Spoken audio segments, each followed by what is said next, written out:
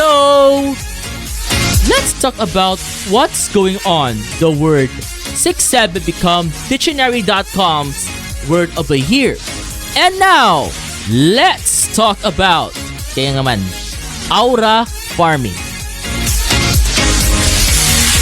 And we all know mga ka-squad that aura farming, at what point does aura farming become uncool?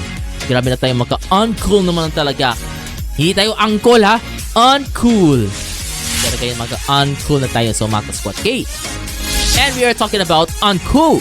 Let's talk about the uncool. Okay. So this is from the ABS-CBN News, by the way.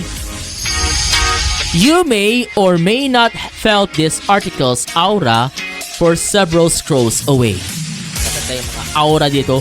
Like sa kantang aura ng Four of Spades, no? In my aura era, no? In today's internet's lexicon, the word aura has taken a whole different meaning from its textbook definition.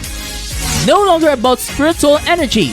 It now refers to one's level of coolness defined by style, confidence, and how calmly they carry themselves in any given moment. So, grabe tayo in any given moment. So, grabe tayo mga ka-squad, no? When you come across a closing elevator, do you dash hastily to get in or do you just walk towards it in a nonchalant manner? The latter choice is considered cool, while the former, well, it is seen as goofy. Goofy man din, murag sa Tom and Jerry. Well, when you come across a, you gain aura by pulling off something awesome like effortlessly executing a backflip. But if it goes the other way around, like say, doing something cringe, you get negative aura, no? Negative aura man sila, no? And that's exactly what people bear in mind whenever they are in public. So, the people in social media make it their goal to max out their aura as much as possible. And this is where the farming comes in, doing activity to increasing a supply of something. It is a concept borrowed from video games, which involves certain tasks of game experience, currency, and items. So, combined together, psychologist and mental health consultant AJ Sunglao defined aura farming as when individuals intentionally manage how others perceive them in a more cool, aloof, and desirable way. So, sabi na tayo dito, and we all know it is really a way to manifest energy towards yourself. So, it's kind of you're presenting yourself a certain kind of way because you think people value coolness or cool confidence. Grabe na tayo cool talaga yung aura natin to. Sunglao told ABS-CBN News. But why do people go out their way? They act like they're so cool. So, content creator and psychologist Rian Portugues connects aura farming to the classic psychological concept called impression management. Grabe tayo impression management, no? Let's talk about how people create their image to be perceived in a positive light. Diba sa aura farming, you want to look cool online, so mapapresent ka sa ng specific na itsura mo o yung charisma mo. She said, kung anong gusto mong energy na makita nila sa'yo para maging cool ka. Maging okay ka or in ka sa mga kasama mo. According to her impression management also includes how you present yourself in terms of physical appearance, behavior, and even how you interact or answer to other people. Kunwari, papaano ka na mas mukhang smart? Papaano ka matagal ka sa trabaho? Mga ganyan, itsura. So, ganoon siya ginagamit o kaya in terms of politics, paano na represent yung self mo as a credible person. She said, also known as the millennial psychologist or your millennial psychologist. For two guests added that people want to be perceived as cool as gain more friends, feel more secure, and have a stronger sense of belonging. We want to present ourselves as cool or charismatic kasi aside from the status na pwede natin na makuha kasi cool ka o popular ka. Kapag ganyan, nandun din yung feeling of connection and belongingness, she said. Deep down, yun lamang na naman yung gusto natin maging connected tayo sa particular group. That's why for Sung Lao, aura farming is without a doubt a performative trend. However, he feels how the concept has also been juxtaposed with irony because of how it is treated online, and often as a joke and a form of mockery. So it seemed to be positive, but it's also seen to be something ironic for other people. We're at an age where people value authenticity, people value vulnerability more. He said, people are understanding that performative yung taong to. We don't like that. It's all about perception naman kasi talaga. He added that people act cool to feel more respected and receive more attention as an individual, which most of the time stems from a place of underlying insecurity. So, back to July, or which is 5 months ago. The trend exploded back in July when a clip of 11-year-old Ryan Arkandikha from Indonesia went viral. He was shown calmly dancing on the bow of a speeding canoe during an annual rowing festival.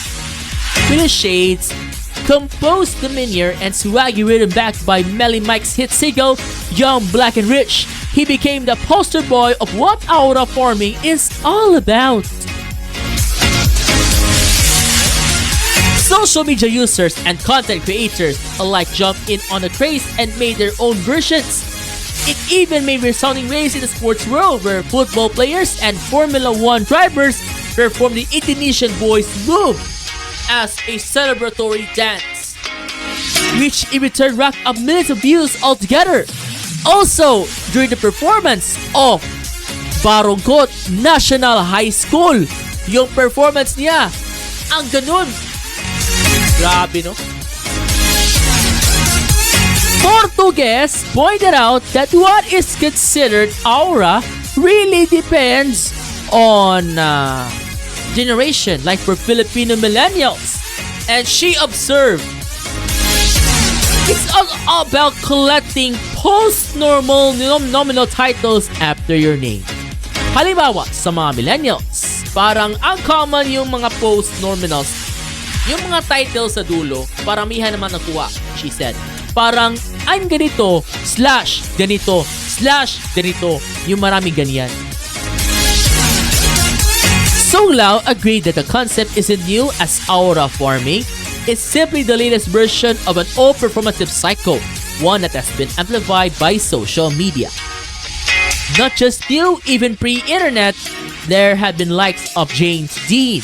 And it's always been that enough parang cool equals status equals better, he said. The pressure be more performative, the more you can have certain insecurities, the more likely you engage in misbehaviors. Tayo magkadaghan na tayong page, no? There's even a point system that determines how an action or a gesture can be quantified with an X amount of aura. Where doing something cool can stock up, while doing something embarrassing can diminish. But as a psychologist put it, when you try too hard to farm for aura, you end up only losing it and making a fool of yourself talaga. So, trying to project a certain kind of image can be exhausting, especially when it strays too far from who you really are. As a psychologist explained, aura form becomes unhealthy when it blurs the line between your actions and your sense of authenticity. When you say fake it till you make it, it's not necessarily always bad. But aura forming is not about competency, it's about perception. Sung Lao said, so it's harder to accept and take ownership of who you actually are. Portuguese brother said that constantly keeping up with others' expectations can take a toll on one's self-worth, particularly when you're always adjusting to fit in for social admiration. Or, the most powerful way to gain aura, aura na tayo, ba? Is to embrace your vulnerability and be aligned with your true self with the help of having a safe space. So, you will disappoint a lot of people when you become true to yourself. So expect mo na yun. At the end of the day, the most powerful way is to be more authentic. Sabi naman, more authentic talaga. And honest to yourself, she said. If you create a safe space wherein you can express yourself regardless kung sino ka na by default, I think hindi na sila mag-aura form. Sung Lao echoed similar sentiments, saying that everyone has their own unique aura. All they need to do is own it. Own who you are. There's nothing cooler than someone who completely accepted and completely brings themselves up on who they are, he said. Yung important dito kasi is you're grounding yourself into what you can do better, into what you can control, which is sarili mo. So at the end na nating topic for today, which is all about the topic. And it's all about, we have something about to control myself. Na sige sapon o sige yaw-yaw nga sige away ni Elijah. So, if consistent na hindi ko magsapot, pwede ka alone kung buwalay ko iligan para hindi ko magsapot. Okay? We'll talk about this whole aura forming thing. Parang ang dami gustong maging main character lately, no? But honestly, I get it. In a world na sobrang curated lahat, from Instagram feeds to TikTok aesthetics, it's tempting to level up your own aura. Yung gusto nating lahat mamukhang chill, cool, and effortlessly confident. Pero ayun na. Effortlessly emphasize on effort. Like aura forming started as something fun. That little boost of confidence. That vibe na parang, okay, I'm feeling myself today. Pero na yun, parang naging performance na siya yung iba. Hindi nag-aura for self-expression. Nag-aura na for validation. Alam mo yung tipong, wait lang, hindi ako pwede mag-caught off guard sa public kasi baka mabawasan ang aura mo, ha? Boys, girl, relax. Hindi mo kailangan maging mysterious 24/7. Ganon. Pero on the flip side, I won't lie. Ang saya niyang i-observe. It's such a perfect reflection of our generation's obsessions with irony and aesthetics. Like we all know, it's kinda cringe to try too hard, but we're all doing it anyway. Ironically, of course, that's a peak 2025 energy.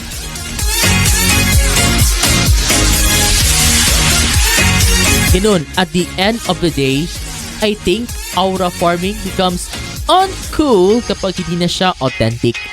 Kapag mas inuuna mo na yung image kaysa yung totoo mong self. Doon ka na mafe-fail sa vibe check. Kasi the real aura. It's not just about the sunglasses, the calm face, or the slow-mo talk. It's all about owning your energy without pretending if you're confident and kind. Kahit zero effort, max aura ka pa rin. So yeah, farm all the aura you want. Just make sure it's the type that comes from a self-awareness, not insecurity. Kasi, let's be real. Kaya na, be real. Kaya na tayo, real. The most aura thing you can do is not care too much about having one. Yeah, so mga ka-squad natin, and we all know, para sa akin is just aura farming na kinukonsider ako as a difficult person na nandun ako para happy na ako. Mas okay na sinusuguro na ako na hindi na ako perfect as a person or as an individual na kahit saan ka napunta, nandiyan na pa rin yung kahit anong sino, basta meron akong conflict sa atin. Is it as a individual that we could expect na aura farming and 6ix9ine is going on words that came for today's world. Yun. Oh mga ka-squad, yun ang dapat. At dapat sana lahat ay sigurado yan na matuto at matuto pa rin para sa lahat.